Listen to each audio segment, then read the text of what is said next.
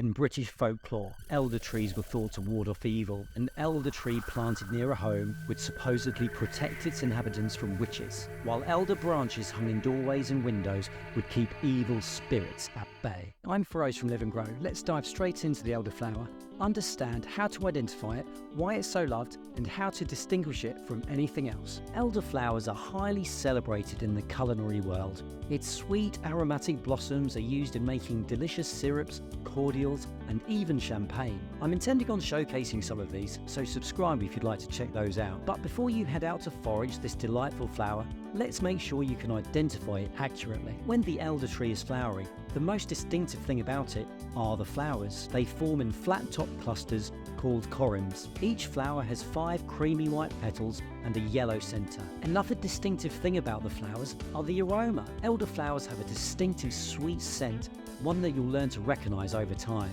Bear in mind though, when they're at the end of their blossoming phase, they do tend to smell a bit like cat pee. The elder leaves are arranged in opposite pairs along the stem. Each leaf is made up of 5 to 7 leaflets, arranged in an opposite pinnate fashion. This means that the leaflets are paired along the leaf stalk with one leaflet at the tip, and their surface is somewhat wrinkled with visible veins. Elder trees' twigs are green, but as they age they turn a grey. In an older tree like this one, the bark is often pretty gnarled and grooved or corky in appearance like you see here. Now in the springtime when the elder tree is flowering, there are a number of lookalikes that people can get confused with. This is because a number of plants and trees have white flower clusters at this time of year. With this being the case, you need to make sure that you identify the elderflowers by all its defining factors. So one potential confusion could be the deadly Hemlock water dropwort. But this is a plant, it's not a tree, and when you look at them side by side like this, they do actually look nothing alike. Where it potentially gets a bit more tricky is when comparing it to something like the rowan tree,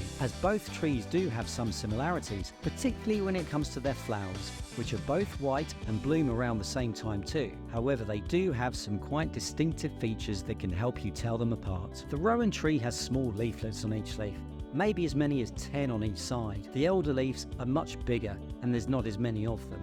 If you're still not sure, check the bark of the tree. The rowan bark is smooth and silvery grey. The tree tends to be quite upright and slender in shape. The elder bark is light grey and becomes rough and corky. The elder tree is more shrub-like and tends to grow in a more sprawling, untidy fashion. Well, that was the elderflower for you. If medicinal mushrooms interest you too, check out this fascinating video. Cheers.